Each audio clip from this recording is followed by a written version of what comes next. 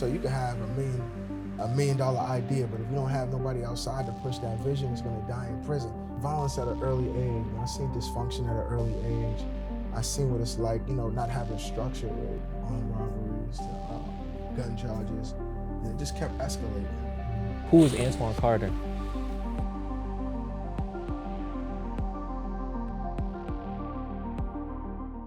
Welcome to everybody watching. This is Born to Dream Podcast, episode 2. My name is KB, and this podcast is about, people chasing their dreams and people who once thought their dreams were dead. We're just here to lift people up and inspire people, to keep dreaming, to keep chasing. And this episode is very special to me because I'm not just here with a random guest. I'm here with someone I call my brother. His name is Antoine Carter. We met a year ago at church in a men's group, and, we weren't close at first, but God just kept aligning our paths together. And, we not only became brothers, but we became a family. Antoine has a powerful testimony. He was doing life in prison. And while he was in prison, he gave his life to God, and God opened the doors and, set him free. So today we're going to be talking about his story, his path, and, how God is moving in his life. And, he's right now, he's in school. He goes to Boston College. He has a book out right now. And, his story is just about how, not just about his past, but how God can redeem anybody's story. So, whoever's watching, if this is something that resonates with you, just take a seat, and this story just might change your life or touch your heart. I appreciate the intro, brother. Or of course, I had to introduce my brother the right way. So powerful. Had me over here smiling.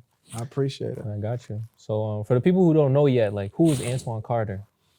Antoine Carter's complex. He's enigmatic, but he's a simple man. A simple man with a big heart and just a big dream and just trying to be the best version of himself. One of my passions is writing. Another one of my passions is reading. I'm a bookworm. I discovered that when I was in prison, that I like to read, and I like to read complex books and kind of just analyze and deconstruct things. But at the root of who Antoine Carter is just somebody with a big heart who loves to dream like a child. I believe I can sit on the clouds without assistance of any type of helicopter or anything. I just believe in the impossible. Okay. So what was your childhood life growing up? My childhood life was, it was rough. It wasn't the best or it wasn't the worst, but it could have been way better. It was a lot of dysfunction. My mother was, in the streets, selling drugs, running behind my father, who was a big-time drug dealer. And so my great-grandmother was raising me. She was probably like 64 at the time, if my memory serves me correctly. And in that household I grew up with my cousins, which was her kids. And then my brother ended up coming a year later. And then my aunts and uncles used to always come over and just be over. And so it was just kind of chaos when I grew up in Boston. I grew up in the South End. So you were exposed to a lot of crazy things early on, it was just a lot of chaos from basically from birth until, Exactly. So I seen, my aunt used to be shooting dope. I used to see her nodding out. I didn't know at that time she was doing dope, but I knew she was doing some type of drug. She used to just be sitting on the couch and used to be nodding out. And my grandmother, not my great grandmother, but her daughter, she used to have a serious alcoholic problem, rest in peace. And her used to just going on alcoholic rants. And I remember her and my mother ended up getting into it, and something ended up happening. I remember my grandmother, she got hit with a bottle, man, and just blood coming from her head. And then I think my mother threw the woman down the stairs.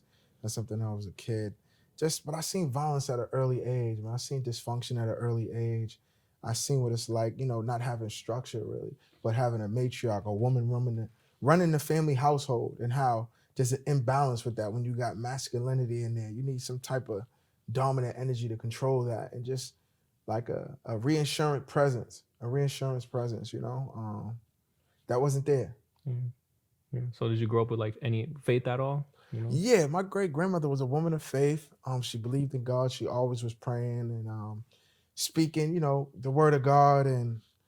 But she was a Catholic, but she believed in God though. Ultimately she was a spiritual woman. She believed in God. She believed in the power of God and just speaking his word and praying, and that it had the ability to move mountains. And I think that's what rooted my faith, as it talks about in Timothy. Remember how Paul talked about his grandmother Lois, and then his what is it, Eunice, Eunice, yeah. Eunice, and then the faith just being passed on, and then to him. Mm-hmm. So that spirit of faith was passed on to me, and I didn't know at that time that I would need it later on in life, Mm-hmm. but it came Yeah. at a crucial So time. you say to like help me in this all that chaos, your grandma was your foundation. yeah, Your great grandma. yeah, that was my matriarch. That was my Mhm. mom's. That was the woman that raised me. That was the one who kind of just cultivate how I looked at life and how I went forward, and just in a lot of ways. So fast forward from childhood, childhood was crazy, chaotic. Let's go to like young adulthood, So like, what were you like? What kind of environments were you surrounded? Young adulthood. When you say were young adulthood, what age we talking? I would say probably around like 14, 15, around that age. When Mm. things start to really pop off for you. So at that time, it was a little hectic. It was, I used to seeing my cousins gang banging, and I was just already at that time smoking weed, getting in trouble at school. I got kicked out of Boston public schools like twice. I had to go to this place called the Barron Center. They said if I went one more time, I was going to be expelled from Boston public schools, and I was like on my last straw. And I can remember just like singing rap lyrics, like being in school, and I'm singing rap lyrics, and then the teachers would think I'm talking about I'm coming to shoot the school up. And I'm just singing rap songs. I used to be singing like J Hood from D Block and just rapping rap songs, and they would take that and interpret as if I was making threats on the school. And I remember like the school police coming to my house a few times, man, and asking if they could search my room and getting permission from my grandmother. And I'm like, I'm just rapping music that I'm listening to. But at that time, I was just like really starting to get more into the streets. Like people that was a little older than me was already in the streets, and they was kind of just introducing me more into it. And I was just starting to just like, miss curfew and just be outside. Mm-hmm. And my great grandmother, she's older. She can't really keep it. So she got my cousin. He's a year older than me. He's trying to play the father figure. But I'm like, man, I'm gonna do what I want to do at the end of the day. Like it's only so much you could tell me, how much you could do. And he gets eventually he gave up. He used to try to use the intimidation tactic and put hands and fight, try to beat me up. But it was just like I got to a point like ain't no stopping this guy. He's knee deep in the streets. And I remember when I got caught with my first case, I had 14 bags of weed. My friend Zaquan at the time, he was teaching me, like he was already a little advanced than me in the streets, and he was doing robberies, and he was selling weed and stuff like that. And he's like, I'm gonna teach you how to hustle. You need to start making some money. So we had got a 50 bag of weed. At that time, that was like a lot of weed. And I didn't really smoke like that. I just started smoking, but so I bagged up the whole 50 bags and it made it to 14 dime bags. So it was, double your money. And then I remember we had to shave like everything that's left over of the weed, and we rolled it up, and they like, yo, you got the honors of smoking. But me, I took the whole 13 bags of weed that I had and I brought it with me. And we went to the park. We went to Carter's Park, and I had it like in my sock, in between my sneakers, like where the tongue of the sneakers at. You untie your shoe and you stick it in there, but I had it in my sock. Inside I stuck it in and I tied my thing. But it's summertime and I got like jean shorts on, so we go to the park. And as soon as I'm about to light the blunt, KB, the police roll up. Northeastern University police roll up. So I throw it like, oh. This was what, like 2003? I want to say 2003, 2003, yeah, 2003, 2004, 2003. And so I just throw it. And then they come over. They looking for what I threw. They're like, what did you just throw? I'm like, I ain't throw nothing. They're like, nah, we seen you throw something. So they looking for the weed. At that time, weed's illegal. And so they look and they can't find it. So now they call for backup. They call Boston police. So now Boston police come. And then they pull up and they like, yeah, he threw something. We don't know what it was. So they looking. And then the police says to us, like, yo, do you got anything on you? What is it? Y'all smoking weed? They're like, we don't really care about weed. We're looking for guns and stuff like that, and drugs, like hardcore drugs. And then I don't remember if my friend was like, yeah, we was just about to smoke or whatever. He's like, listen, if you got any weed on you, if it's like a bag or two, just pull it out and give it to us. We're just going to throw it in the sewer.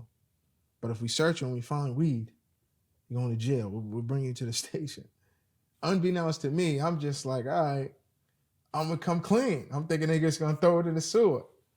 I give them, I call my, and they search me, and I'm thinking they're gonna find it when they search me. So I'm like, I don't want these dudes to search me when they find it. And so I just went in there, I pulled it out, like, yo, I got some weed, and I pull it out. It's 13 bags of weed. They're like, oh man, this is more than a couple bags of weed, man. Turn around, you go to the station. They locked me up. And then I remember they like, at that time, I couldn't go to jail. Like DYS at the time, it was my first case. So they end up calling my mom. It's like your legal guardian. My great grandma's my legal guardian, but I called my grandmother. She called my mother, and they're gonna give me with my mother, so I come. So she comes pick me up, and she just was like spazzing, like, "What the hell are you Mm, doing? Da da da da da. Oh, you selling drugs? You in the streets now?" You know, my mother was in mm, jail already, and I went mm. visiting her as a young kid in prison, and well, in So jail. these were like these were the choices that kind of led you down the wrong path. Absolutely, yeah. Mm, This is where it started for me. mm, And I remember her bringing me home, and I had an open case, and that was just like my first case. And from then on, I just was having case after case. I just was catching cases, mm. and I just remember being in and out of DYS, Yeah. from armed robberies to gun charges, and it just kept escalating. Mm. Just kept escalating. So at this time, like, how did you view God at that time? If you thought about him at all around that time. Great question. I really didn't think about God like that. I seen, like, at times I prayed, I seen the manifestation of God, but I wasn't like spiritual. I was just more so just like kind of just absorbed in my reality and what I was Mm, going through, and not having a mother constantly present and a father constantly present, and just having my great grandmother raise me. Like, she was a good woman. She was loving. She gave, her heart and soul to her family. She was a great woman. But that void just, like, became like the dominant factor in my mind. Like, that's all I thought about was just like that. And that was just like anger for me. Like, just going to school, playing sports, and not having my mother and father there, and then having my friends, they had that. Like, when we went and played BNBL or baseball games, and having that constant support, and somebody telling you, like, "Are we believing you?" Just being support. I didn't have that. So just inside of me, I had like this inner void where it was just like anger festering. mm, mm. And like, do you feel like you seen like God manifesting around that time? Do you feel like God was trying to speak to you in those times? Like, any like encounters around that time, or not? It was you, like you said, you were just focused on you know, the Mm. life you was living. To be honest with you, I wasn't really looking for God. It's like, in order to find God, you got to be looking for it. I wasn't really looking. I was kind of just like, this is what it is. I'm living my life. I was just living, bro. It was just like, I kind of was kind of hopeless in a sense. Mm, Just kind of living. I was living day to day. I wasn't really thinking about, like, God coming to change my situation or praying. I was mm, just existing. mm. Okay, so let's take it back, to obviously we're talking about your past, but like, before, now, you're writing books, you're a student at Boston College, you're upstanding citizen, Mm, and mm. so I want to bring it back to, like, if you're comfortable sharing, the moments that led up to, going to prison, how, what was life like? Oh, at that time, I just had got out, like we could say 2005. I just got out for armed robbery. I did a year in DYS. I get out from DYS, and everybody that I was, like, used to already hanging out with, they was already in the streets. They was gang banging full fledged. Like, when I started, I was gang banging, but it wasn't as bad. It was just like I was just starting, and it was just people that was already advanced in me, just kind of like, "Oh man, kind of fall back, man. What you doing?" Bro? I'm like, "Whatever. I'm out here." Eventually people can't tell you. They just gonna be like, "All right, you with us?" No, whatever. But I ended up getting locked up. I did the year, but when I came home, all those people that I had left, they was already doing those things, like, more advanced than I can do before I got locked up. Like, just robbing, selling crack, shooting people. You see in the streets, man, just like terrorizing the streets. Not really, it was anarchy, no laws, but our own laws. We was our own government, and that was like I was introduced to that, and I was just picking up off that, and it was just like, all right, this is what I'm on. This is what we on. And it was like, I remember just like being on the block, like you couldn't be on a block, and everybody had to shoot. If I shot, you had to go the next time. Like, everybody had to be shooters. That was just a rule on my block. Like, you had to be everybody was shooters. Couldn't be just, oh, you just to get money, dude. Oh, you to do to just like to hang out with girls and all that. Nah, you out here. This is the rule. Everybody you gotta put us to work. You gotta be stamped. That was just like the rites of passage everyone had to go through. So what was your mindset back then, right before you went, right before, the lead up to prison? My mindset was just kind of just, You just didn't care. yeah, basically, I was like, F it. Like, it is what it is. I'm out here. I'm like, whatever catches up to me, it catches up to me. But I'm living in the moment. I'm doing what I want to Mm, do. I don't really care about the consequences. mm. I didn't care Did attitude. you think you would, you would end up there? You didn't think you'd end up in prison? The funny thing about it, though, I never really thought about it too far ahead like that. Like, would I be in prison? I knew in my mind, in the back of my mind, like it's a possibility, like I'm gonna be in jail probably or whatever, because I was already in and out of jail at that time. I was already in and out, be out for 3 months, go back in, 6 months, come back out, go out, after be out for a month. It was like I'm always in and out the system at that time. It's like, man, this kid's always locked out. I started missing like holidays, like Thanksgiving, Christmas, and it's just like missing birthdays. And it became like the norm. Like family used to come for gatherings. Like, where's Antoine? Oh, he's locked up right now. He's away right now. My great grandmother kind of just got tired of it, just trying to, like, I went. She never gave up on me, but she just was like, oh, he's back in, jail or whatever. But at first she used to try to clean it up, like, say it in a way where isn't like it didn't sound as so bad as it really was. Just try to. You get what I'm trying to say? Yeah. So what was the hardest part about that season? Not having purpose, man. Not really having purpose, and the purpose that I thought I had, it was a false purpose, and it was just destructive. It was leading me to a path of nowhere. Like I lost a lot. So like, what was the first day of prison like emotionally? Mentally, emotionally. So see, for me, like my situation was kind of different though. Like to say like the first day of prison, you should more so say the first day I got convicted, because I was already in prison because I was I had a unique situation. I was committed to DYS till I was 21, and being committed to DYS to 21, I had a youthful offender sentence, meaning I had a year and a day that I would serve. If I caught another case, it was to upstate, like to MCI Walpole, Cedar Junction for the armed robbery. I had got caught for armed robbery, so I did a year and I got out. So they had that over my head, suspended. So if I caught another case and I violated my probation or DYS stipulations, I would have to go upstate and do that time. So I remember after getting out, I got out at 17, 2006 from DYS for the armed robbery I told you I went away for. And then when I got out, like 8 months later, I got caught with a firearm in my grandmother's house. And I ended up going to South Bay. I went to South Bay for 6 months. But at that time, my probation officer, he was trying to send me upstate. He's like, listen, this dude's in violation. But I remember the judge, Judge Harris, he's like, I'm not sending this kid. He's only 18 years old. I'm not sending him upstate to prison. He can't even get his GED. He can't even get his GED there. I'm not sending him there. So, he's trying to violate me. My PO's trying to violate me. But the judge is like, I'm not sending him there. So what I'm doing, I'm reinstating his probation. Yeah, he violated. He wasn't supposed to catch another case, and he should be going upstate. But I'm not sending the kid upstate. He's too young. I'm not doing that. So that was like God intervening at that moment. And so I ended up getting out. After doing 6 months, I got out on parole. I got out, and I had 3 different agencies I had to report to. I had a DYS caseworker, I had a juvenile probation officer, and I had a adult probation officer. And I also had parole. I had a parole officer because I was out on parole, and I was on a bracelet. And I had an 8 o'clock curfew. And I also had to do drug tests 2 times a week. It's color code. So I was like black or red. And that thing comes up like twice a week. And I remember the first day I got out, I called my boy or whatever, which was my co-defendant for the case that I ended up doing a lot of time for, told him I was out, and he ended up picking me up. Then I ended up going to the trap house, and they smoking and all of that. I don't think I smoked the first day, but after being around them for a few days, because I remember when I was sitting in South Bay, I'm like, yo, I'm straight. I got the bracelet, all of these things. I'm going to just go to school. I'm going to just fall back and just focus on, kind of just staying out the way. And that didn't happen though. As soon as I got out, just after like a week out and just being around the negative influence, I got drawn right back into it. I didn't have a strong enough spirit or a strong enough mind to resist that lifestyle. It was still like a part of my major identity. And so I started smoking, and I started hanging out with these dudes, and then I'm back to, doing what I'm doing, thugging. How did you feel, when you got convicted, when you were in court and they sentenced you? Oh yeah, so I forgot to add on to that. I forgot.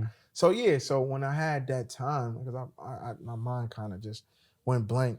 So when I got found guilty of that, and I got out, and I was doing all of that, eventually, right, because I was smoking weed and I was doing all these things, my probation officer, my drug test kept coming up dirty. And he's like, listen, if you get another drug test dirty, man, I'm gonna have to lock you up and violate your probation. And in the back of my mind, it's like, it's only a matter of time if I go to jail, because I'm not stopped smoking. I was trying to get my GED and all that, but I'm still moving around and doing what I'm doing. And so I ended up violating probation. My mother ended up calling my DOS caseworker. They put a warrant out for me. I didn't know they had a warrant out for me. We got pulled over the next day. I was moving out my mother's house, and I was gonna move to my grandmother's house, rest in peace. Not my great grandma, my grandmother's house. She lived around the corner.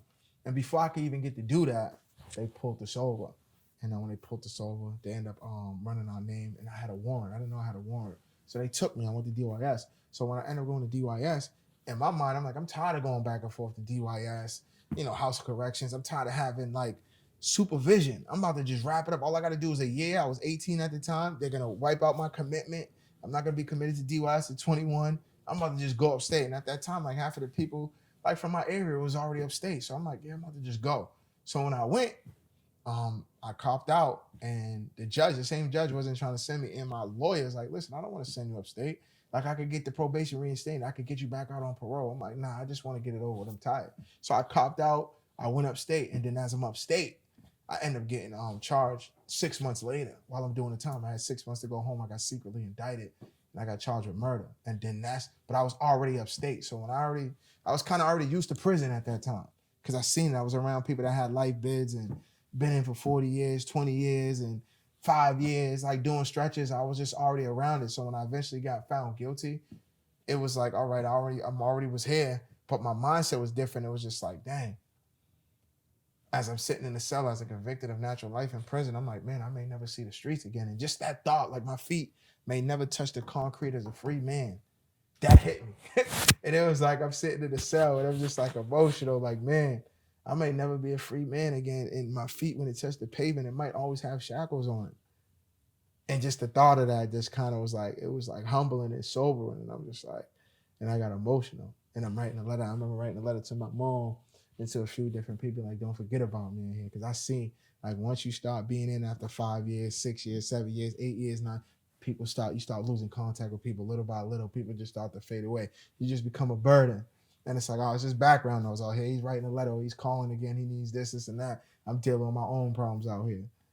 And I was just like, that was my mindset. Mhm. So, what did prison teach you about yourself? Prison taught me a lot, man. Malcolm X said jail is the next best thing to a college or a university. Not saying that I'm advocating prison, but it taught me a lot about myself, because it forced me to sit and think. I had to sit in a cell, and I had to sit with myself rather than distracting myself from smoking weed and running around with other people and following behind other people, or trying to fit in and do things that kind of just, be a part of something and feel like, important or tough or whatever. I had to sit with myself. And I remember as a kid, my grandmother used to just be like, when I used to be in trouble and be in punishment, she's like, read a book. She used to have a whole encyclopedia, and like from A to Z, and it was on animals, whatever you want to know, it had it. I'm like, I'm not reading a book. I couldn't play video games and nothing. And but as I sat in prison, and I remember I did a lot of solitary time, a lot of time in a hole. Reading became like my best friend, man. It just opened up a whole new world for me. I discovered how powerful reading was, and just like the tool it was. Like, and I could just think, like, and remember, like, I'm reading a history book, and the white man said the best way to hide something from a black person is to put it in a book. And at that time, I remember I was going through like a phase, like with my life. I remember just being in prison, just going through different phases, like as I was reading. Like I remember at one phase I was reading about just like black history and just studying, like, trying to find my identity as a black man. What's the importance of a black man, how a black man is a king, and where we come from, like being descendants of, Africa and Egypt and kings and queens, and just like this great history, and how Egyptian civilization lasted like for over 2,000 years. It was one of the most lasting and prominent civilizations that like withstood the test of time until it was, conquered. But just, grabbing onto sense of self. And that was just one phase I went through. Then I went through just a phase of just like reading psychology books, and I just became a bookworm. So prison taught me a lot about my mind, that I love to learn, and that I had a beautiful mind, and I could absorb information. And it was like I almost had like a photographic memory. And it was just, I love to learn, and just that I had a gift of not only speaking but writing. And I had a way of just like kind of perceiving the world and just breaking things down and just reading people. I just started to learn so much about myself, and I just started to just kind of just create a vision board. I just started to learn, like, and I just started to create, like, all right, this is the person I want to become. Like, it was a book I had read. It was called Think and Grow Rich by Napoleon Hill. And that just like parted the Red Sea in my mind. It says a man becomes what he allows to dominate his mind.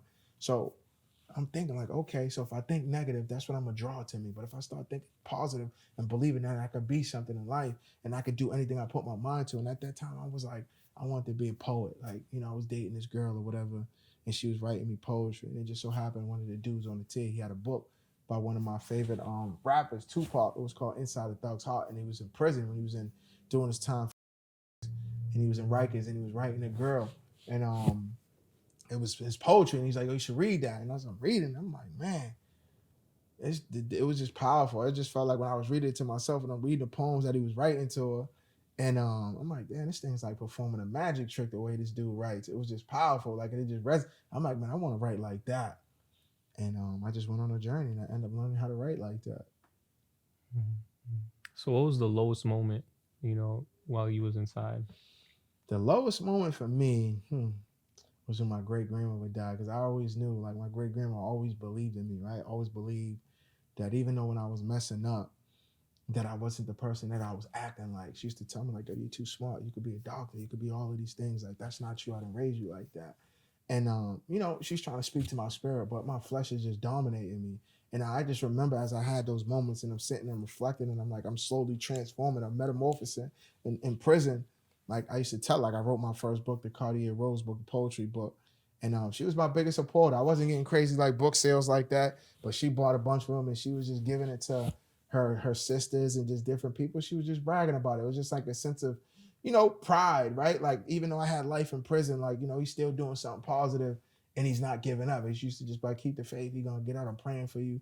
Just sowing those seeds of faith and, like, speaking life into me. And I was in a dark situation, and I used to tell her, like, yo, I'm gonna be that person that you always wanted me to be. That I'm gonna be that person when I get out. And I used to pray to God, like, let me get out. Because, my grandma was getting old at that time. Remember, as a kid, she was like 64. So now you fast forward at that time, right? I'm like, right, when I was at my grandma's house, like 2, 3 growing, and she's like 80 something years old. So, the clock's ticking, and she had, a lot of ailments like high blood pressure, diabetes, arthritis, always on a sleep machine. She had sleep apnea. So eventually, like, in my spirit, I know, like, eventually Nana's going to die. And I'm like, God, just, I used to just pray to God, let me get out before that happens, man. So I can show her I'm that person that she always believed that I can be. But that never happened. But God is so merciful, though. He's so merciful. And I don't even think I told you that part of my testimony, though. So the chain I got or whatever, this is why I didn't leave it in prison, though. But it's connected to my grandmother. And I remember I had a different chain. I had a gold rosary beads. And I had did like a fake suicide attempt or whatever. And because they was trying to give me a cellmate. And I didn't want no cellmate. I'm like, man, I'm not getting no cellmate. So a white dude that I was cool with from Shirley Max, he's like, this is what you do. And so I did a Jamie Foxx, right? I put one, and I ended up going to Bridgewater, but they had lost my chain. I had it in my sweatpants, like, and I had it in, like, where the strings at, where you tie the pants. I had it tucked in there, but the dude was like, yo, I'll hold it for you. But I'm like, I'm not gonna trust this dude to hold it because if something happened, whatever.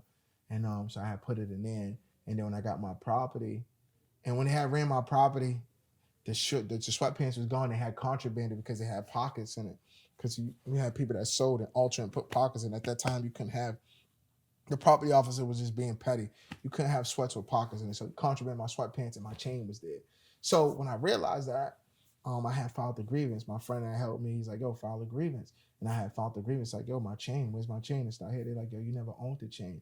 And they didn't know I had the property inventory sheet that when you come in. So I went from Shirley Max to Old Colony. I had that property sheet showing that I had a chain. So I had that property sheet showing that I came in with a gold chain. And I also had a photo showing me with the chain. I'm like, oh, this is my chain right here. And so they allowed me to get another chain. So I got this one.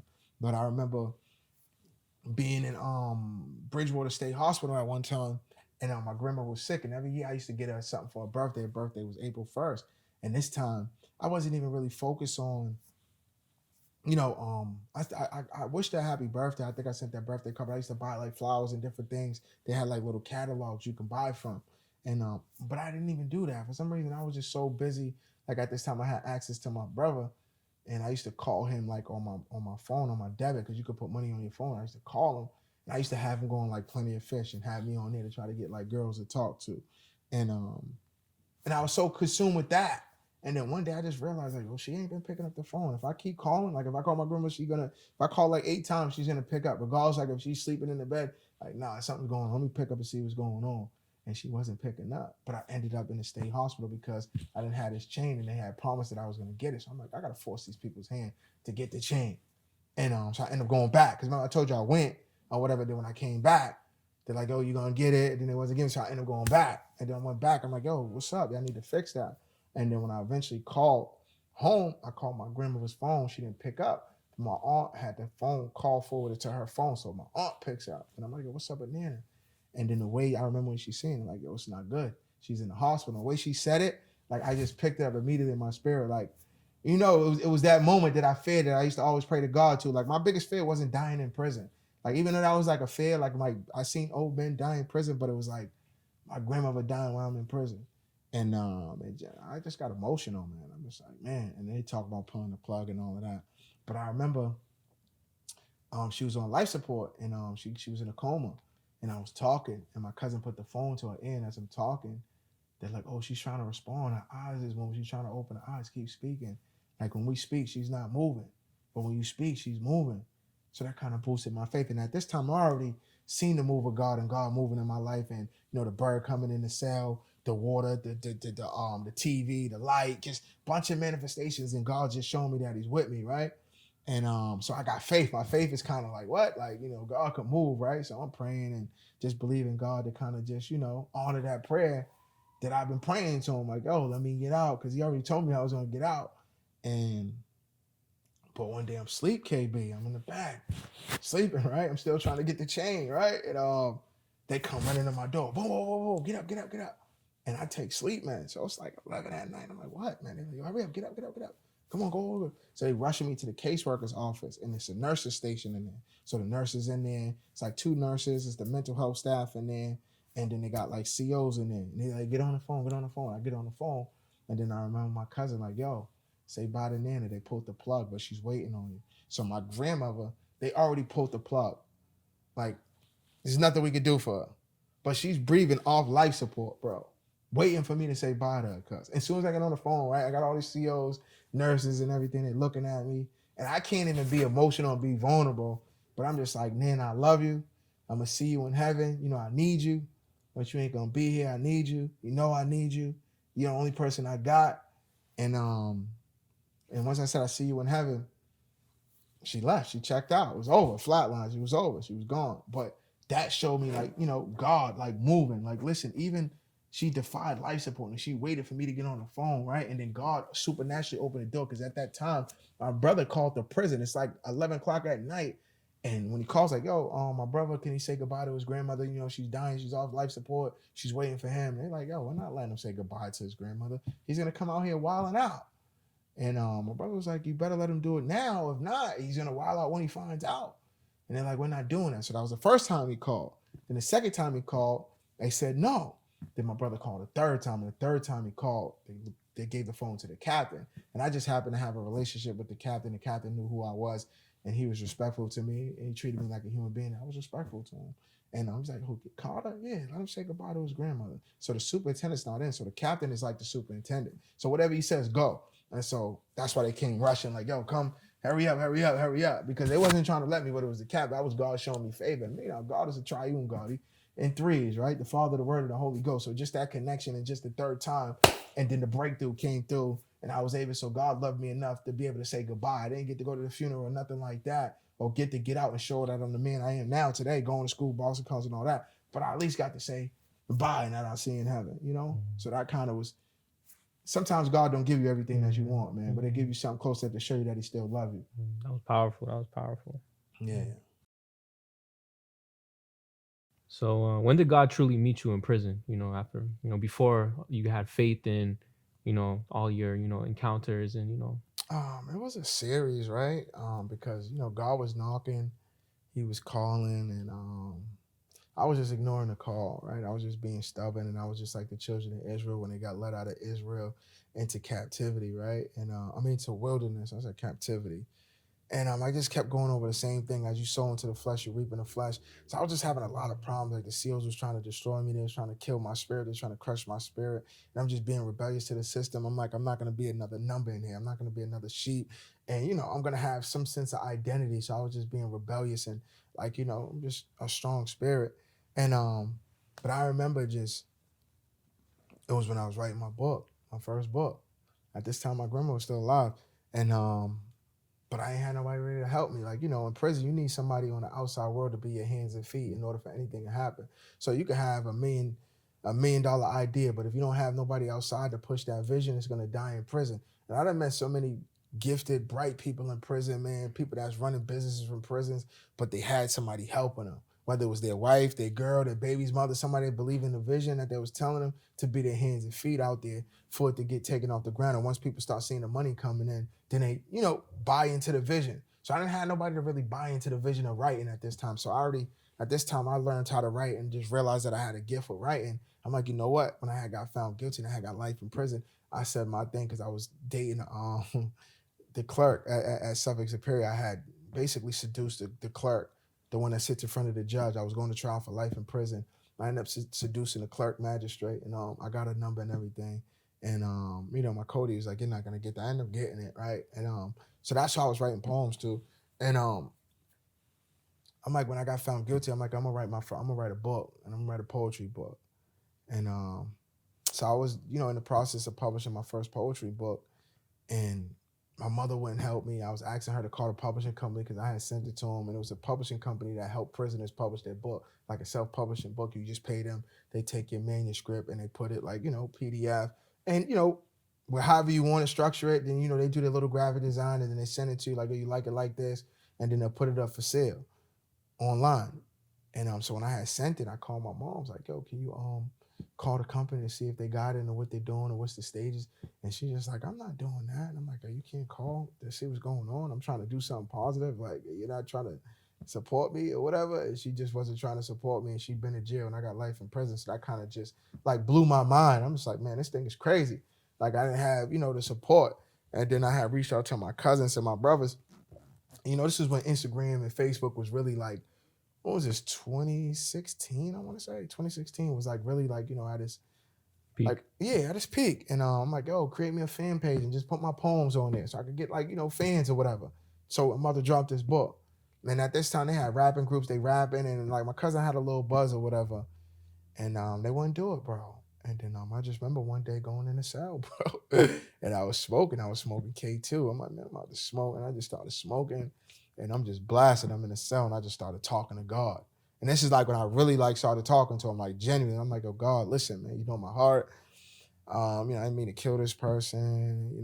Just started bringing up all the stuff that I've been through as a child. Like, I had an unfair childhood and just, not having a motherfucker, just like everything. Just started pouring my heart out to him, man. Like, if you get me out, I'm gonna go to school. I'm gonna change my life.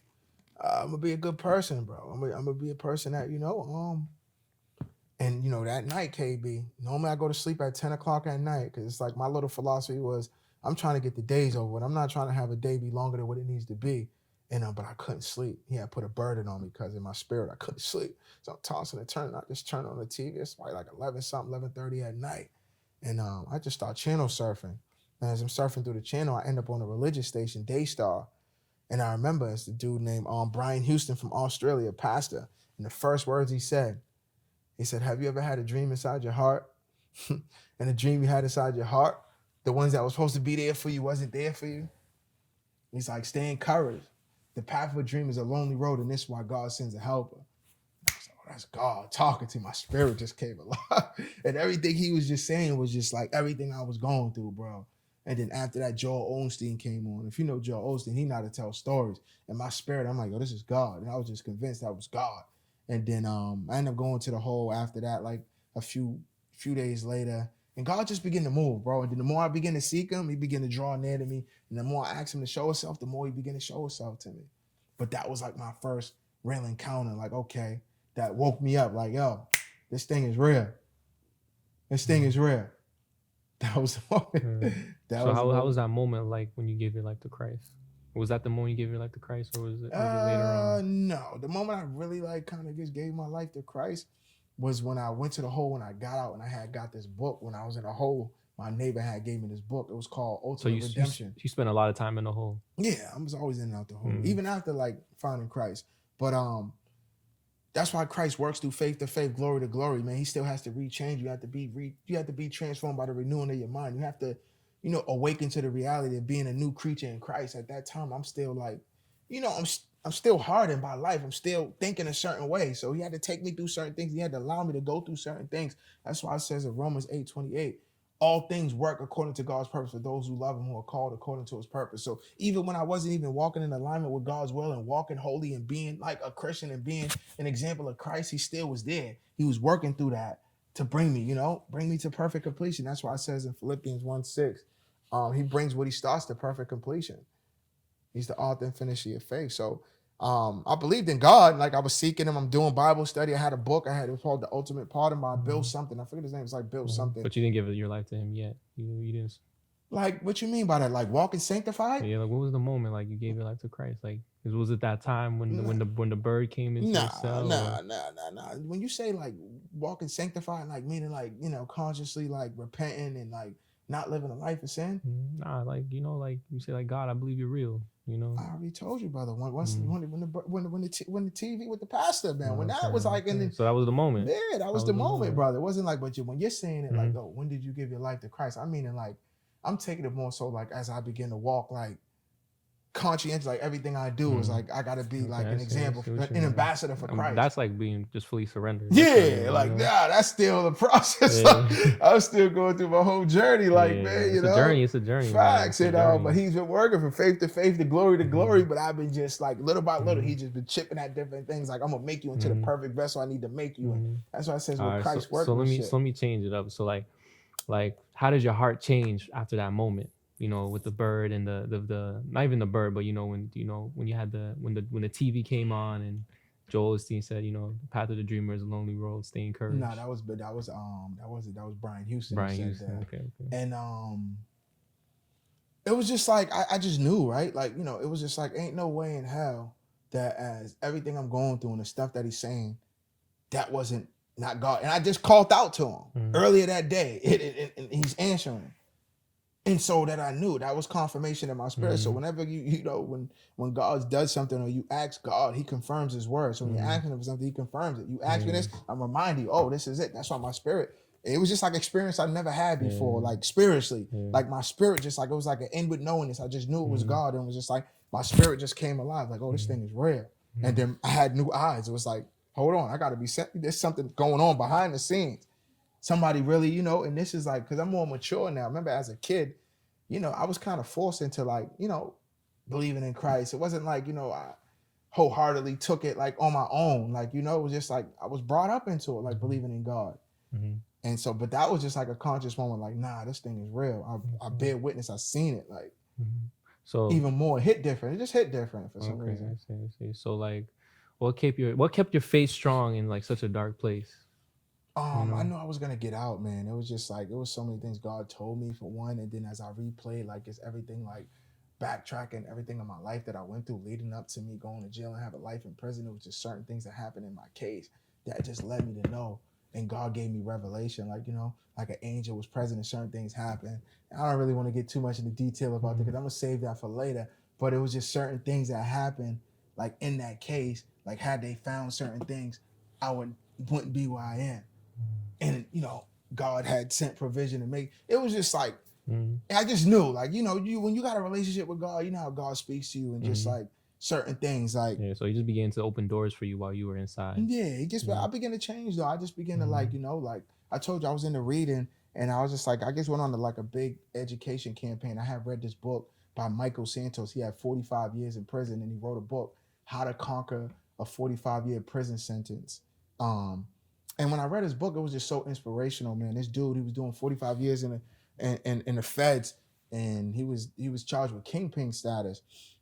And he changed his life in prison. He went at that time, like AOL was just coming out, and he had met his wife while he was in prison, and he ended up investing stocks. He ended up leaving with like $250,000 and just different things. He ended up becoming like a paralegal. He was just like he was big on transformation and education, and just seeing him doing, I'm like, all right, I can do the same thing. And I just began to kind of model my life after what he was doing. Like, but I used my own spin to it. What did I want to do? Like, what did I see for answer? Where I want to be? I want to be known as a poet. I want to be known as a writer. And at that time, I was real big into psychology. And there was this guy I used to look up to called Paul McKenna. And I was just into like neurolinguistics. And I was just like into studying that. And obviously the Bible and stuff like that. But I just started to create a vision board for myself. And like, I wanted to get a college education. I already had my GED, so I did like a Stratford Career Institute things. I just started writing goals and just started accomplishing goals and just like on to the next one. I just slowly started to becoming that person that I wanted to become. And I had like goals set up for when I got out, what I was gonna do. My life was already structured. When I got out, I just needed to get out. Mhm. So so what was life? So let's fast forward to you getting out. What was life like after you got out? Like right when you got out, The first day, first day. We could talk about the first the day. first day was overwhelming. It Mm-hmm. was like it was unreal. It was like it was You crazy. stepping back into the world. It must have I been remember I was crazy. in a holding cell and my mom had clothes for me and everything. My lawyer already had it. And he had a phone for me and everything. I already had my number turned on the family plan. So I'm like, all right, I already had a bunch of numbers I'm gonna put in there. And I remember my lawyer's like, oh, listen, I got to take you to this place because you're going to a hotel. You're not going to Boston. You're not living with your mom. I was living with my great grandma because she was already dead. So it was like, yo, I already knew I had to go into like a program to get like structure, like for myself to get my own like housing and stuff like that. Because I wasn't going back to Boston. If I did, it was like kind of setting me up. Like I'm gonna have to be moving around with pistols and just looking over my shoulders, and I was gonna get pulled back into the lifestyle. So it's like, in order for me to be successful, I got to do the opposite of what everybody else is doing. So I went, there's like my lawyer helped me set up a release plan through a social worker, and I ended up getting out, and I ended up going to a hotel that day. But I just remember just being overwhelmed, like there's so much sensory stimulation, and it was just like crazy. It was just like So I was just like, being hit from left and right. It was just like, so I'm just taking in everything. I'm in the mhm. car, like it was just overwhelming Yeah. So because I like, was in a controlled environment, yeah, bro. yeah. I understand. I feel you go from a controlled environment to like, Not being yeah, controlled, overstimulated. yeah, bro. I'm like, damn, this thing need to slow down a Yeah, little bit. It's like being yeah. on And I feel like nowadays, like life is compared to when you got locked up. everything's fast Yeah, paced, everything is bro. fast paced now. So. People's attention span is even shorter, Mhm.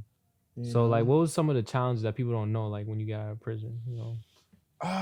Just that you're trying to adjust, right? You're trying to get used to Mhm. being out as a free person. You're trying to find your place in the world and trying to get used to being out normal, being a free man, not really having to be in a controlled environment and being told what to do, or just a negative environment, and just it being loud and just different things. Like, I've been through so much in prison, man. Just like as far as like violence, just different things, being locked down in a Mhm. cage, and just I've been through so much. And just trying to find Yeah. just I was just so happy to be free and be able to Mhm. interact with people and just put my hands in my pocket, eat Mhm. my own kind of food, and just Yeah. freedom, and just so I'm just like a dog, like just like that was in a cage, just let out, you just running around, or a kid in a Mhm. candy store, just I'm Mhm. just taking everything in. But on the outside looking at people like, yo, why this dude so happy, man? Mhm. COVID then went by, everybody's segregated, everybody's on their phone, social media. And I could just remember going to talk to somebody and they were just scared, like backing up, like as if I was about to attack her. I went to go try to talk to a female that I thought was attractive. I'm about to flirt with her. And she got scared, like genuinely scared, bro. Like, I'm like, and I threw my hands. I'm like, listen, I ain't got no weapon, man. I was just saying hi, man. I apologize if I reach. And that just opened my eyes. And then I remember Mhm. talking to somebody that I grew up with, like, it's different out here, bro. You got to Yeah. move different. You can't. It's not how it used to be. You got to be. It's different out here. Mhm. You gotta change your approach. You gotta kind of conform to the world and how it is. Mhm. And like for me, I always been like a strong-minded person. Like conform to the world. Like I'm me. Like that's how I was in prison. Like conform. I'm gonna conform to a degree, but I'm still gonna be me. Like I'm not gonna be like everybody else. But I understood, like, yeah, I have to. I gotta learn how to, Adjust. You just gotta yeah, adjust adjust. and You kind of. You gotta gotta think adjust. about it. Like when you've been, remember, if you've been away from the world for 16 years and not socialized, you have to relearn how to socialize. Mhm. It's a 16 And year then gap you miss. now it's not even like that's part of it, but like we socialize so differently now. Yeah, Like yeah. It's not more interpersonal. It's more social yeah. media, text message, and Mhm. it's just different. It's not Yeah. more direct. It's Mhm. more So how did passive. yeah? So how did you stay focused and not fall back? As far as what focus on what? Like because a lot of people, and I'm not saying you, but a lot of people, they come out and they can't really adjust to the world. They go back to what they was doing before prison, and they fall back in. Like, what kept you grounded? I Was it was God that kept you grounded? um. And what did you and how did you stay grounded in God too? Like Hey, see, the funny thing is, when I got mm, out, right before I got out, I remember the guy we was doing Bible study, brother Tim. He's like, "Listen, man, God got a wife for you, man, but He wants you to go without having sex, right, KB?" mm, And I'm like, I told God I ain't gonna kill nobody. I ain't gonna be in the streets. I'm gonna go to school. All the things that are promises, the vows that I made to him, like Hannah when she made the vow that she was gonna give Samuel as, Israel's prophet, and the God, right? And they present him, and but I'm like, bro, I'm gonna have sex, bro. I already told God. He's like, yo, listen, man, he got a wife for you, man. You just gotta go with it. And he was just dead serious, and I'm just like, and it's funny because when I got out, like God used to just keep me isolated. He was trying to just keep me pure, but I was just fighting it.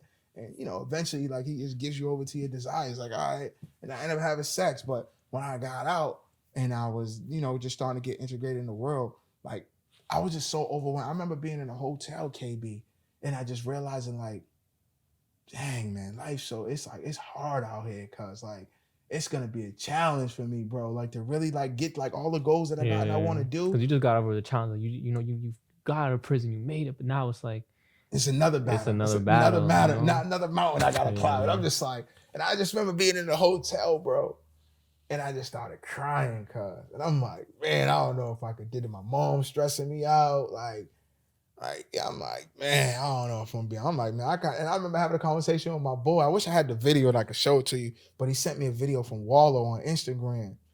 And Wallow was talking like it's okay to cry, it's okay to this and this and that. And he was just giving encouragement. And it kind of just picked me up. And my friend, he was talking to me. He's like, oh, listen, bro. You got to just take it one day at a time, bro. You're free, bro. You got to remember you're not in a cage no more, bro. Your life's better than it was before. You don't want to go back in there. Like, it's going to get better for you, but you got to take it one moment at a time. And that kind of just grounded me. And I kind of just dusted my feet and just kind of refocused and just leaned on the support that God that put around me, because God just started putting beautiful people in my life. And when I was in prison, man, people that just helped me and people that believed in me, man. And just, believed in my potential. Like from professors, my lawyer, my spiritual mother, just like good people. And I leaned on that. But I wasn't really like in my word like how I used to be, KB, like really just reading it. Because I was just like so overstimulated with the world at that time. But eventually, after a few months, like it took probably like 8 months. I want to say like 8 months is that's when I like, started going back to like I ended up going to a church. I ended up going to church with my friend. And I started getting back. God started, like coming back to the forefront. And then, eventually I ended up meeting you probably like a year later, like after like 8 months, probably like 6 months later, I ended up going to Impact and then meeting you. And at this time, it's like, I already had other signs, angels coming to my house and just different manifestations. Like I'm back. God got me back to being centered, and I'm now getting in the word, and God's telling me like, yo, I'm calling you to be a vessel for me. So now it's like, listen, there's no more games. But before that, like as I was living in the world, I was trying to live in the world. God wasn't allowing me to live in the world. As much as I was trying to live in the world, he was keeping those people that I was trying to be next to away from me. He was causing them people not to even, he was shutting doors. And it was because he was isolating. He's like, listen, I got you isolated because I'm about to do something with you. And I remember the lady, an African lady in prison before I got out.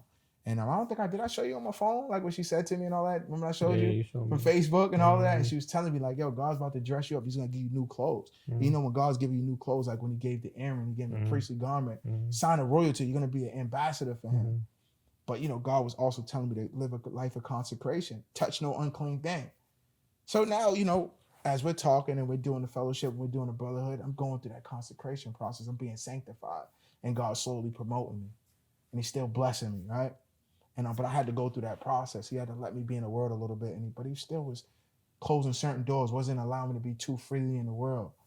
And I just picked up in my spirit, God began to show me like, listen, I didn't just let you out for you. I let you out for me. You're going to be doing what I need you to do. This is the only reason why I let you out. So you're going to go rescue my people. And now I'm walking into that purpose now. And now it's like God just started bringing other people. And I just started getting back into the word. And now I'm focused. And the more I focus, the more God opens doors, the more blessings happen, the more favor begins to find me. I truly believe that once you fully surrender, you focus on him, you seek first the kingdom. And all those things be added to you. He starts opening doors. He starts giving you the, what your heart desires. He's just been moving. Me and you. He's moving. He is moving, brother. And that's what just like, it's good just to, I'm thankful to have this, this brotherhood, man, because it's like, you looking up to me as far as like on the walk spiritually, it's holding me accountable. Like I got people that's looking, not even just you, you got Nehemi, you got, Jaden, like, we got the little brotherhood, right? And it's just like, it's holding me accountable, but it's also giving me people I can lean on. Because before I never had nobody I could lean on. I always did everything by myself, and I always fought my battles by myself. It's like, all right, I'm gonna figure it out. I done been through worse. I done been through hell and survived where other people killed themselves. I didn't kill myself. I made it through that. So naturally in my mind, it's like I'm gonna figure it out on my own. But God's showing you like you need people. You can never do it on your own. It's always, that's why he sent the disciples out in two. Whenever you're gonna do it, he's gonna surround you around people. Because if you're isolated, the devil could overpower you. That's why it's good to have the body. For where 2 or 3 gathered together in my name, I'm there in the midst. The corporate prayer, when it gets together, for whatever my brother asks for on earth, in agreement, Matthew 18:19, whatever's bound in earth, bound in heaven will be bound in earth. Whatever you loose on earth will be loosed in heaven. The power of agreement. When two come together and say, yes, the witness. It's the witness. So I'm thankful for that. So you've written books, what pushed you to write, I just, like I told you, in prison, I just discovered that I had a passion for writing and I was good at writing. And I just understood how powerful the written word was, how you can take something from your mind and you can share your perspective and also change other people's perspective. So it was just like I had the ability to see things that other people couldn't see, and I realized that, and I wanted to share I wanted to share my perspective to other people, and at the same time change their way of thinking and elevate their thinking just from the way I thought. Like, as being in prison, I realized I was a deep thinker. I was an introspective. I was an intellectual. I like to play with things. I like to deconstruct it and get to the root of it, and also challenge my thinking. And I realized that, like, I was like, okay. Like, I'm looking at things and seeing things that other people don't see. Like a flower. What makes a flower beautiful? Jesus said in the Bible, not even King Solomon in all of his glory was he arrayed like one of the lilies. What made a flower so powerful? You had Buddha. He talked about the lotus flower and it being like equivalent to the state of enlightenment, nirvana, right? Why would two of the most influential people say the same thing?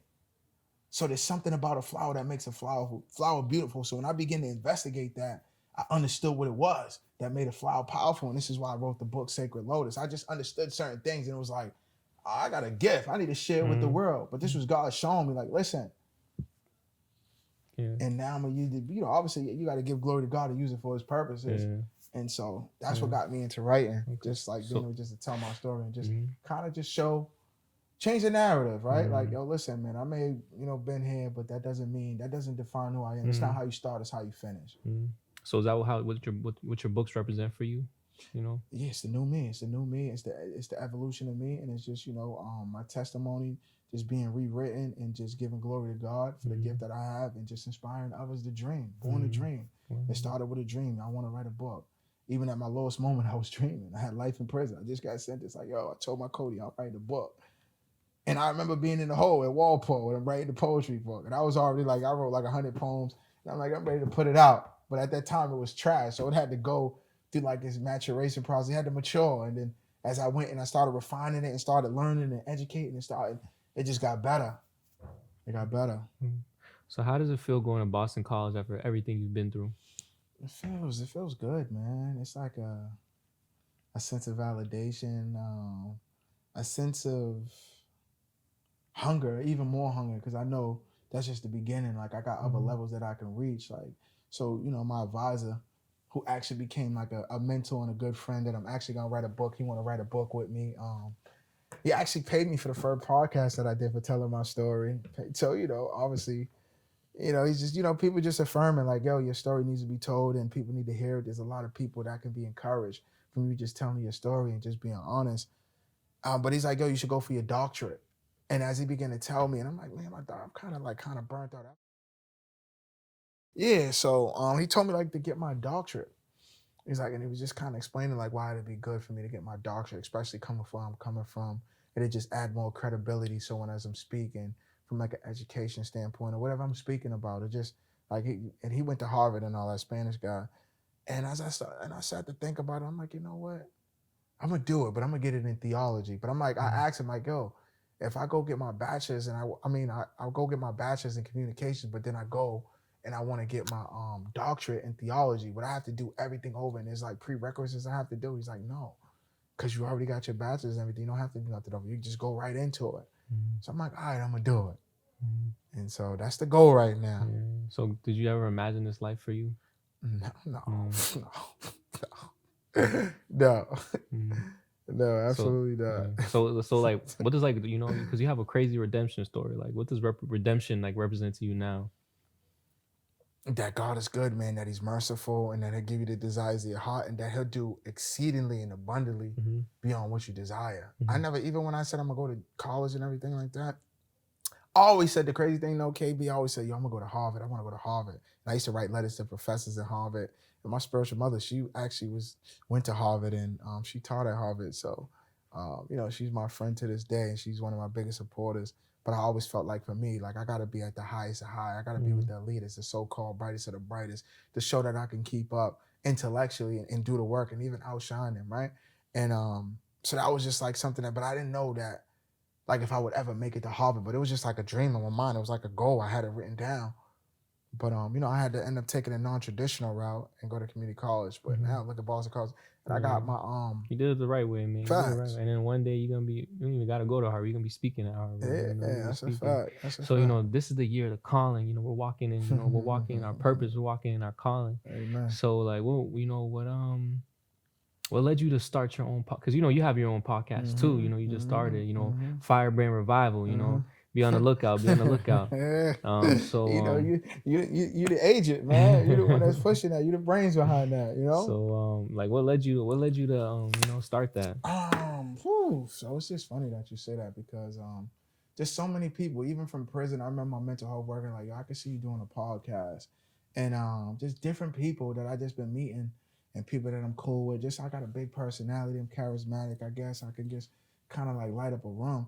And they're just like, oh, you should do a podcast. You could do a podcast. And then like my cousin's like, oh, you're intellectual. You could speak. Yo, you need to do one. You can just find something to talk about and just do it. You can make bread doing. But for me, it's like I always want to take the road less traveled.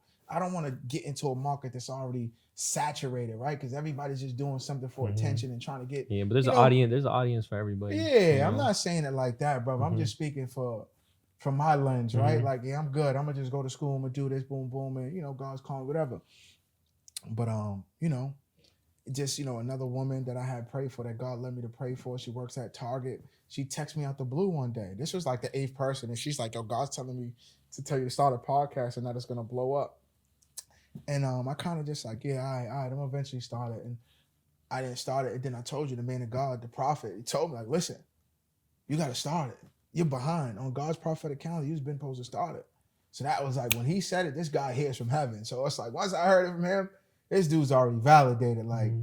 I got to start it. Yeah. And divine alignment. KB, Hmm. listen, bro, I'm trying to start this podcast. Boom, I told you. The word I heard, you like, oh, listen, I can make it happen for you. I got the connection. Hmm. I'm the connector, bro. Just let me do what I do. We're gonna get it. Hmm. We're gonna shoot the first episode. I'm gonna reach out to my boy. And look what God's doing. He provides the resources. When God calls you, he calls you as you are. He don't call you to tell you to go get resources that you don't have. He calls you with what you have and he equips you with what you have and he surrounds you with the resources. Look what Moses, when he called Moses, all he had was a rod in his hand. He had the stammer in speech. And he gave him 3 signs before him. And he even made Aaron his prophet, his brother, right? He said, I'm going to make you a God and I'm going to make your brother Aaron your prophet. And he's going to be your mouthpiece. But you're going to perform these 3 signs to show Pharaoh that I'm calling you. And I'm telling you to let my people go. Facts, God, So, he's gonna take a little and multiply it. Amen. He's gonna take a little. The verse you like saying too. It's in Isaiah. What is it? Is it Isaiah? A What is it? small one become many. Oh yeah, Yeah. Isaiah 60. Yeah. I think a little one will become 1,000. A small one, a strong nation. The Lord Yeah. will hasten in his time. So God will Amen. take something so small, Yeah. and He gonna make it. He gonna multiply. He gonna make it strong. He gonna make the Amen. little big. So that's what He's doing right now. Yeah. Yes, So Lord. what do you want people to like what is the message you're trying to convey? Like what do you want? What message you want to send to the people? The message I want to send Mhm. is that it's important for us to dare to dream Mhm. because we're born to dream. So God placed something uniquely within our spirit, within our heart, that only we could provide to the world. But it's us finding within those intimate moments of just being honest with ourselves and following our heart and listening to our heart that we begin to tap back into that inner like childlike wonder of dreaming and being like, I want to do something that seems so impossible. And that you start to believe that it's possible and you start to get that boldness, that sense of boldness, like, yo, I'm gonna just step out of faith and do it. And if I fall on my face, it don't even matter. At least I tried, you heard? And Facts, even with this, yeah, like you gotta have faith that it's gonna blow up. But yeah. you know, even if it Victory don't. lies right around the corner in the eyes of defeat. It's only when Yeah. you stop. Mm-hmm. A winner never quits and a quitter never wins, because if you quit, you can never get in the race to win. It's the winner that never stops that eventually wins. Look at Thomas Edison. It took him 1,000 times to figure out how to make a light bulb. So he failed 999 times. And when they asked him, like, yo, when you failed these 999 times, how did that make you feel? What was your thought process? He said, I don't look at failure as the way people look at it. I look at it as feedback. Like, so that's just 999 ways how not to make the light bulb. So he was looking at his experience and how he was failing, and he was learning from that. Like, oh, if I do it this way, it's not going to work. But if I do it this way, it's not going to work. And he was learning from that. He wasn't looking at like, oh, I can't do it. He already worked from that presupposition in his mind. Like, I can make the light bulb. He just knew the ways that he couldn't make it, and he began to figure it out. So that's how you have to operate. The mind is like a broadcast station. It works the way you send it. If you tell yourself you can never be nothing, your mind's looking for all the reasons why you can't be something. But if you tell yourself you can be something, your mind looks for all the reasons why you can't. So you got to channel your brain a certain way. Gotta shift your perspective. Yeah, it's all about perspective. Everything's about perspective, man. Perspective. Perspective. So what is God teaching you in this season right now? To walk into my calling, to believe in everything that he told me, and not to have everything figured out, man, and just to lean on him and not on my own understanding. He's gonna bring everything to pass the way he wants to bring it to pass. Like, we may think it's supposed to happen a certain way, but it's how he wanted it to happen. It never happens how we think it's gonna happen. Because I used to think like how I'm gonna get out of prison. I thought I was gonna get like a deal, right? Like, meaning like 18 or 20 and then wrap up from prison and go home. I left straight from the courthouse. And the funny thing about it, at one point, I didn't even know if I was going to get out. I'm just like, because I was facing so much opposition, even though I had overturned my case and they didn't want me home. I'm like, man, I don't know if I'm going to get out. And I started doubting, even though God already told me, he's already shown me. And then people was like speaking life into me, the nurse and just different people. Like, God didn't bring you this far to leave you, bro. If he brought you, remember, he who begins a good work is going to bring it to completion. Philippians 1:6, Hebrews 12, verse 2. God is the author and finisher of our faith, man. So whatever he starts, he's going to bring it to completion. He's not going to start something and not finish it. But the steps of a righteous man, and he what he says, he brings delight to him. The steps of a righteous man, he orders. What it says? It says the steps of a righteous man are ordered by the Lord, and he delights in his way. That's what it says. So it's just walking those steps, brother, and walking about faith, and he's gonna bring it to completion, man. So what would you say to somebody who feels like disqualified? That you're never disqualified. That if you got God in your life and you believe, Romans 8:31, if God be for you, who be against you? Basically, like, nobody could be against you, man. God is not worthy of an opponent, man. If you believe in God and you're walking with God and you got faith and you speak, from a faith standpoint, you can move mountains. All you need is a mustard seed of faith. So your past doesn't define you. It don't. You're a living example. Yeah, of course, man. I had life in prison, man. Convicted of murder, right? Overturned my case, got manslaughter. I just graduated, got the highest honors in my school. I'm in Boston College, right? My fourth book. I got people from Harvard that's interviewing me. Doors is just I could name so many blessings. Just God's gonna connect the people in your life, and he's gonna restore you. So, I believe that. So, what would you say to your younger self? That's a good question, man. What would I say to my younger self? You may not understand everything that you're gonna go through in life, but as soon as you start listening to your heart and listening to your spirit and getting intimate with that spirit within you and connecting to God, you're gonna walk into your purpose, and you're gonna be so powerful that not nobody in your path, no opposition is gonna be able to stop you from whatever you want to accomplish. So, what does born a dream mean to you? It means to think of the unthinkable, follow that, whatever's in your heart, the most outlandish thing that you fantasize about doing, and do it. Come up with a plan on how to do it and execute it, and just step out in faith. So, the last question I'm gonna ask: if someone is watching this podcast from prison or a dark place, what would you say to them? Keep the faith. It all starts from faith and believing in, and begin to just talk to yourself. And as you talk to yourself, ask God to reveal to you what's your purpose and what his plan for you in your life, and what is he that he wants you to do. And as you begin to listen, you'll start to see signs. Maybe you might get little mental impressions. You might get inner promptings in your heart that's telling you to do certain things. Follow those. That's God speaking to you. And as you follow those, he'll begin to give you wisdom and how to move forward, and he'll begin to connect the dots as you step out in faith and things that start to make sense. You'll just start intuitively knowing what you need to do to make your situation better. But you got to incorporate God in your life, and you have to educate yourself. Education is key. You have to grow. You can't go out. You can't come home the same way you went in. You have to feed your mind. You have to educate yourself. You have to transform your way of thinking. You have to look at the world differently. Beliefs work as a self-fulfilling prophecy. If you believe you can't be nothing, or if you believe you're just a prisoner, that's all you're gonna be. You got to change your mindset. Gotta change your perspective. Yeah, it's perspective, bro. Perspective's everything. Change your perspective and educate yourself in whatever it is that you want to do, and come up with goals. Vision boards. Goals work as a compass. It gives you a sense of direction. Without goals, you're like a ship wandering aimlessly.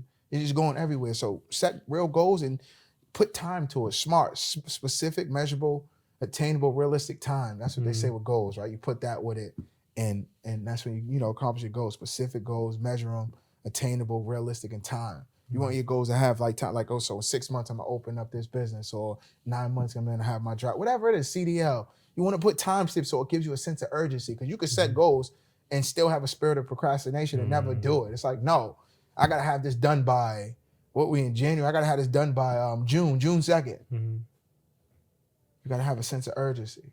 Here today, gone tomorrow. Life's too precious, man. And one thing I want to add to that is you gotta practice gratitude.